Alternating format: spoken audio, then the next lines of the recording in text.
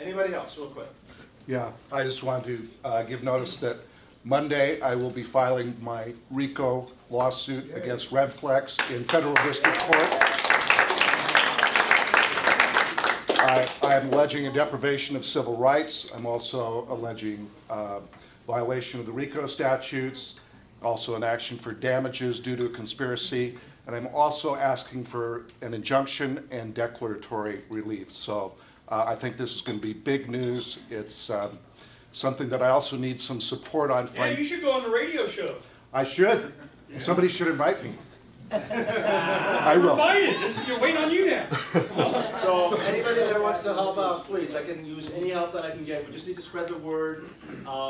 You know, the other guy is not a shoe-in. If I get enough support, you know, we might have a Libertarian County Attorney in November. Thank you, Michael. Real quick, last one, go. I was just wondering what his stance was on SB 1070. No, it's bad. And I'm not talking about the racism angle. There may be some racism that motivated it. I don't know. I can't look into the hearts of the people that were involved. Bottom line is it's bad law. It's bad law for a number of reasons. But let me make it really simple. As a citizen of Maricopa County, do you want me, if I'm the chief prosecutor, do you want me to spend time chasing after illegal aliens, chasing after people that are cleaning homes and mowing lawns, or do you want me to go after murderers and rapists? I think the choice is pretty obvious, but you know, the other guy seems to want to go chase after the illegals first. Okay, I'm saying no. I think better approach, given the limited resources, is let's protect the citizens of Maricopa County from those who are committing them harm, not those who are mowing their lawns. Okay, bottom line. Hey, pal, you want to say something real quick? Seeing as how you run for Congress and everything. Yeah, it will be very quick. Thank you. I'm running for Congress in CD2, which is Trent Frank's district over on the west side of town, Mojave County, and the Hopi Reservation. And this will be the last time this district exists, so you know it'll be kind of fun to see how that goes after they do the redrawing in another year by the impartial commission. Who gerrymandered this district. I mean, if there's ever a gerrymander, this is the gerrymandered district. But at any rate, I got into this thing in '04 to basically proselytize libertarianism, freedom, and basically warn people that the things, the economy, and this war were taking us into hell. And you know, so that's why I'm not really going to spend any time speaking in front of you guys, because you guys already know that we're screwed. And hopefully you've made, you know, provisions, food, stocking away food, converting your Federal Reserve notes into silver and gold and other things that will have value when it all goes to hell. And I got to admit, I'm not really certain we're going to make it to 2012 now. And I was back in '08. I said I was fairly certain we'd probably make it to 2010, because I thought they'd get that next election cycle, because Ernie's right about that. That's all the politicians ever care about. Literally the day after the election, they're already planning the next election. That's all they care about. It's amazing. But it's amazing that we allow them to get away with it in the first place. So. Yeah, exactly. Kyle, what do you mean by we're not going to get to 2012? What do you mean? What's going to happen? I think that the economy is going to collapse into a horrible depression. I think that will there still be elections in 2012? Sure, I'm sure there will be. I mean, what does it matter? The whole reason behind the still voting thing is, you know, you end up with either John McCain or Obama. And, I know Pat had great hopes for Obama, and he's been a huge disappointment. And I knew he was going to be a huge disappointment. He knows I call him Black Bush, but anyway, he hasn't done anything to reverse any of Bush's policies. He's in fact enhanced them, and he's brought the health care. That's about his only accomplishment. We're going to Pakistan. But I will point out to you that before 9/11, George Bush wanted to be the health care president. So I'm just, it's just the same crap. That's all you ever get to vote for. Wait, he's the little guy. Yes, he is. He wants the little guys well.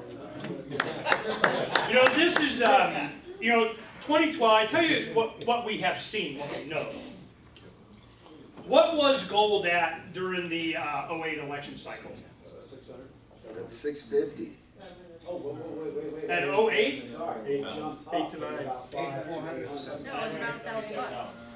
I- 900. Less. 700. I tell you this, it has gone up at least 30–40%. That is the devaluation of the dollar. Can we take another 30–40% devaluation of the dollar? I don't know. When you know, over a period of time, in 4 or 5 years, if you have a devaluation of half of your wealth, that's like not good, right? From the early 2000s to 2005 or something, I remember in 6, I remember Charles Goyette and I, we were screaming on the radio, what?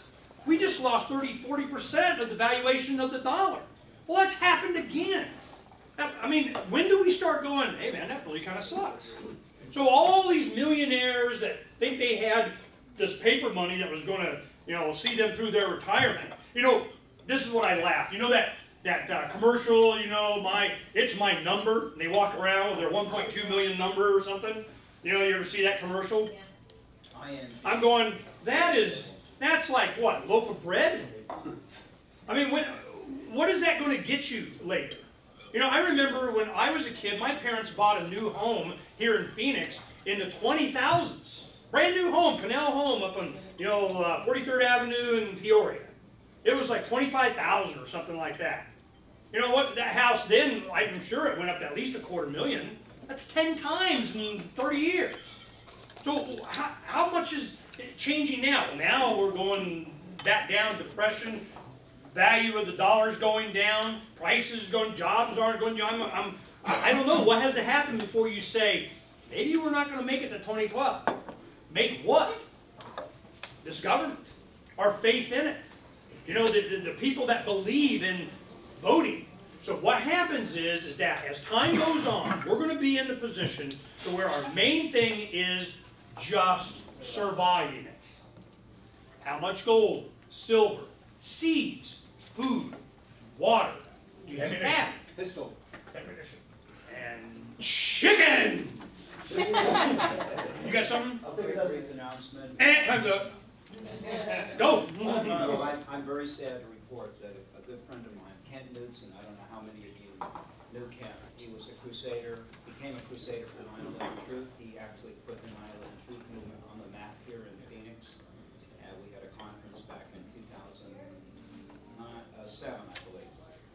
He took his life, supposedly, Saturday, September 25th.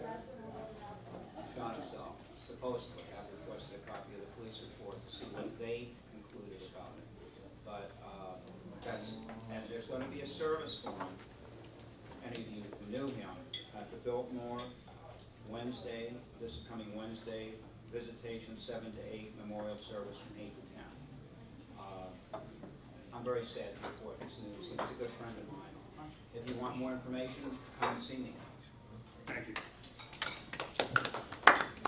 Okay, now what we're going to talk about is Michael Shoen's campaign. This is his second time or third? Second time. Now, Michael Shoen, you know, he hasn't made a big giant deal out of his running, and he could if he wanted to. I mean, you know, he's got a couple of nickels to put together. You know, he's the son of the founder of U-Haul here in America.